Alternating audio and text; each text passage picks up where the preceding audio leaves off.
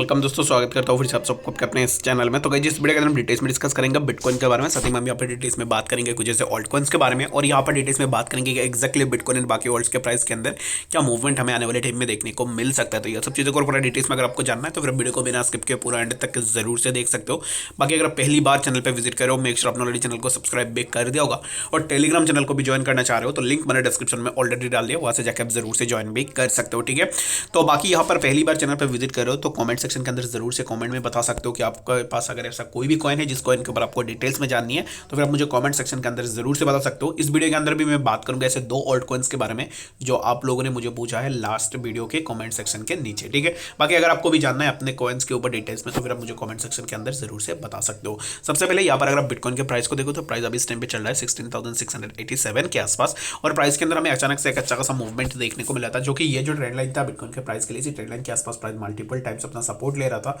After taking support over that zone यहाँ पर एक अच्छा खासा सपोर्ट हमें देखने को मिला, और यहाँ पर सपोर्ट लेने के बाद प्राइस ने एक अच्छा खासा मूवमेंट भी दिखाई, जो कि हमें समवेयर अराउंड प्राइस के अंदर जो है 16,700 के आसपास हमें प्राइस देखने को मिला, which is the good enough for BTC price movement, क्योंकि हमें प्राइस जो है लगातार 16,500 एंड 16,400 के आसपास ही प्राइस के अंदर कंसोलिडेशन देखने को मिल रहा था। But long term major resistance को बीटीसी ने break, after breaking down this zone यहाँ से हमें प्राइस के अंदर थोड़ा मूवमेंट जरूर से देखने को मिला है। तो फॉर नाउ अभी इस टाइम पे क्या हमें यहाँ पर मूवमेंट देखने को मिल सकता है। नेक्स्ट जो मूवमेंट होगा ना तो काइंड ऑफ हमें कुछ इस तरीके से देखने को मिल सकता है, जो कि हमें प्राइस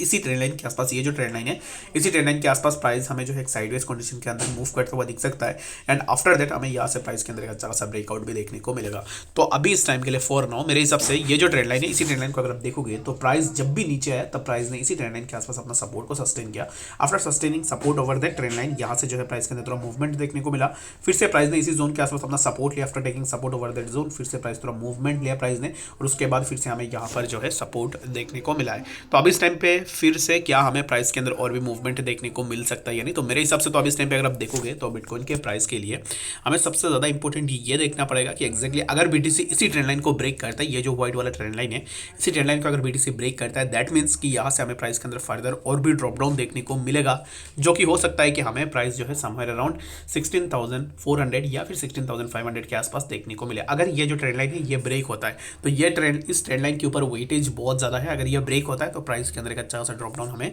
जरूर से देखने को मिल जाएगा। ठीक है, होप सो कि आपको यहाँ पर बिटकॉइन के प्राइस के बारे में समझ में आ गया होगा कि एक्जैक्टली बिटकॉइन के प्राइस के अंदर क्या मूवमेंट हम आने वाले टाइम में एक्सपेक्ट कर सकते हैं। तो इथेरियम के ऊपर अगर यहाँ पर हम क्विकली बात करें तो इथेरियम के अंदर भी सिमिलर काइंड ऑफ चीज़ देखने को मिल रहा है। जैसे ही बिटकॉइन के प्राइस के अंदर मूवमेंट होगा तो सिमिलर काइंड ऑफ मूवमेंट हम जो है यहाँ पर इथेरियम के अंदर भी एक्सपेक्ट कर सकते हैं कि एक्जैक्टली इथेरियम के अंदर भी सिमिलर काइंड ऑफ मूवमेंट होगा।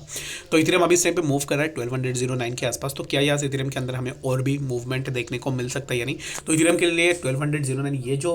यहाँ पर मेजर सपोर्ट जोन है ना, ये जो येलो वाला, यहाँ पर इथेरियम के लिए एक अच्छा खासा सपोर्ट हमें देखने को मिला है। प्रीवियसली अगर आप देखोगे पास्ट फ्यू डेज बैक यहाँ पर भी ऑलरेडी इथेरियम के प्राइस के लिए हमें एक सपोर्ट देखने को मिला था। ये जो जोन है इसी जोन के आसपास इथेरियम ने अपना सपोर्ट लिया था। After taking support over that zone यहाँ से प्राइस के अंदर थोड़ा मूवमेंट देखने को मिला, तो यहाँ पर भी सिमिलर काइंड ऑफ चीज़ें हमें देखने को मिल सकता है, और प्राइस का जो फॉर्मेशन है ना तो सिमिलर काइंड ऑफ इसके तरह ही हमें देखने को मिल रहा है। तो हो सकता है कि प्राइस हमें यहाँ से एक अच्छा खासा मूवमेंट दिखा सकता है। अच्छा खासा मूवमेंट इन द सेंस हमें जो है प्राइस 1225 के आसपास जो हमें यहाँ पर इथेरियम के प्राइस इसी जोन के आसपास देखने को मिल सकता है, एंड लेटर हमें यहाँ से फिर से प्राइस के अंदर ड्रॉप डाउन जरूर से देखने को मिलेगा। होप्स कि आपको यहाँ पर इथेरियम के बारे में समझ में आ गया होगा। बाकी जितने भी लोगों का ये क्वेरी है कि एक्जैक्टली इथेरियम के अंदर एंट्री कहाँ पर ले, तो एंट्री के लिए मैं आपको अभी इस टाइम पे यही बोलूँगा कि राइट नाउ अभी इस टाइम पे देखो, अगर आप एंट्री लोगे लॉन्ग साइड के लिए तो यहाँ पर आप एंट्री ले सकते हो, उसमें कोई भी दिक्कत नहीं है। बट जस्ट बिलो दिस आपको जो है 0 पॉइंट समथिंग के नीचे जो है आपको अपना स्टॉप लॉस लगा के रखना होगा, जस्ट बिकॉज अगर ये जो ट्रेंड लाइन ये ब्रेक हो रहा है, ये मेजर सपोर्ट ब्रेक होगा, ये जो येलो वाला मेजर सपोर्ट है जहाँ पर अभी इस टाइम पे प्राइस अपना सपोर्ट सस्टेन कर रहा है, तो ये ब्रेक होगा, दैट मीन्स कि यहाँ से हमें प्राइस के अंदर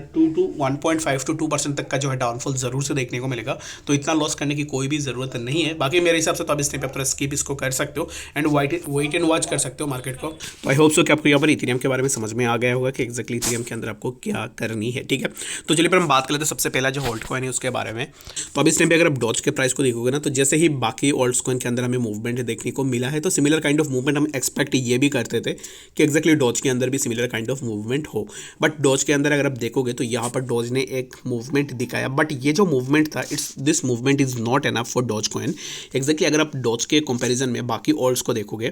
तो जिसने भी मुझे डॉज के लिए पूछा है ना, तो आपने बहुत सही किया है। तो इसके ऊपर बहुत अच्छे से हम बात कर सकते हैं कि एक्जैक्टली डॉज के प्राइस के अंदर क्या मूवमेंट हो सकता है। ये जो मूवमेंट था डॉज के लिए, तो यहाँ पर काइंड ऑफ एक डिसअपॉइंटिंग मूवमेंट था। जस्ट यहाँ पर डॉज को अगर आप देखोगे तो ये मीम कॉइन में one of the best meme coin है, बट डॉज ने सिर्फ यहाँ पर 5% के आसपास मूवमेंट दिखाई एज़ कम्पेयर टू डॉज। बाकी अगर आप देखोगे LDO और भी ऐसे बहुत सारे प्रोजेक्ट्स थे जिन प्रोजेक्ट्स ने एक अच्छा सा मूवमेंट दिखाई, बट यहाँ पर डॉज के अंदर हमें उतना मूवमेंट देखने को नहीं मिला। और बाकी ये जो मूवमेंट हुआ ना, आफ्टर दैट मूवमेंट यहाँ से जो है प्राइस ऊपर गया ही नहीं, प्राइस एक साइडवेज कंडीशन के अंदर मूव कर रहा है। और यहाँ से प्राइस के अंदर क्या मूवमेंट होगा, यहाँ पर अगर आप देखोगे तो प्राइस एक पैरेलल लाइन में मूव कर रहा था और उसके बाद फिर से प्राइस के अंदर ड्रॉप डाउन देखने को मिला। और ये जो ड्रॉप डाउन हुआ है ना, ये जो ड्रॉप डाउन है, इसने अपना जो पहला वाला हाई था उस हाई को ब्रेक कर दिया और अभी इस टाइम पे जो है यहाँ पर लोअर लोज बनाते जा रहा है। तो अभी इस टाइम के लिए फॉर नाउ सबसे इंपॉर्टेंट होगा कि डॉज अगर इसी जोन के आसपास अपना सपोर्ट को सस्टेन कर ले तो यहाँ से हो सकता है कि थोड़ा मूवमेंट हो सकता है, लेकिन मैं उतना एक्सपेक्टेड नहीं कर रहा हूँ कि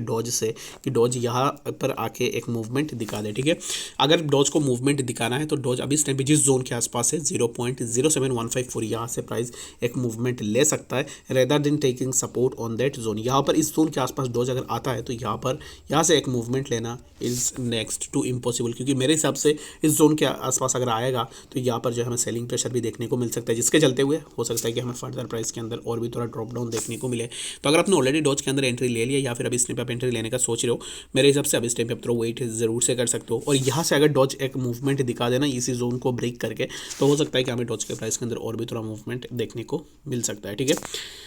तो चलिए पर हम बात कर लेते हैं नेक्स्ट जो हमारा ऑल्ट कॉइन उसके बारे में। तो उस जिन्होंने मुझे पूछा था SFP कॉइन के बारे में, टू बी ऑनेस्ट मुझे इस कॉइन के ऊपर उतना डिटेल्स में नहीं पता है कि ये क्या कॉइन है क्या नहीं है, बट आपने क्वेश्चन किया है जिसके कारण मैंने इसको लिया हुआ है। और बहुत दिनों से मैं देख रहा हूँ इस कॉइन को, मैं पिक नहीं कर पा रहा हूँ जस्ट बिकॉज मुझे उतना नहीं पता इस कॉइन के बारे में। तो अब इस टाइम पे SFP को देखोगे तो ये भी अब इस टाइम पे हमें डाउन ट्रेंड में देखने को मिल रहा है। तो SFP के लिए फॉर नाउ मेरे हिसाब से ये जो यहाँ पर एक ट्रेंड लाइन हमें देखने को मिल रहा है, तो यहाँ पर इसको मैं लगा देता हूँ। तो यहाँ पर एक kind of trend line kind of हमें जो है देखने को मिल रहा है, जहाँ से हमें ऑलरेडी SFP के अंदर रेजिस्टेंस देखने को मिला है। ठीक है, तो अब इस टाइम पे SFP के प्राइस के लिए हमें यहाँ से एक रेजिस्टेंस देखने को मिल रहा है, तो यहाँ से फर्दर SFP में प्राइस के अंदर हमें ड्रॉप डाउन देखने को मिलेगा। तो मेरे हिसाब से ना राइट नाउ अब इस टाइम पे आप थोड़ा वेट एंड वॉच करो, मार्केट को देखो कि एक्जैक्टली क्या करनी चाहिए। तो मेरे हिसाब से SFP is not a good idea going to long on SFP को है। तो मेरे हिसाब से अब इस टाइम पे आप थोड़ा वेट कर सकते हो। एंड SFP के लिए एक मेजर रेजिस्टेंस भी है इसी जोन पे, तो यहाँ से रेजिस्टेंस लेने के बाद प्राइस नीचे ही आ रहा है, तो अब इस टाइम पे फिर से प्राइस के अंदर हमें ड्रॉप डाउन इजीली देखने को मिल सकता है। ठीक है,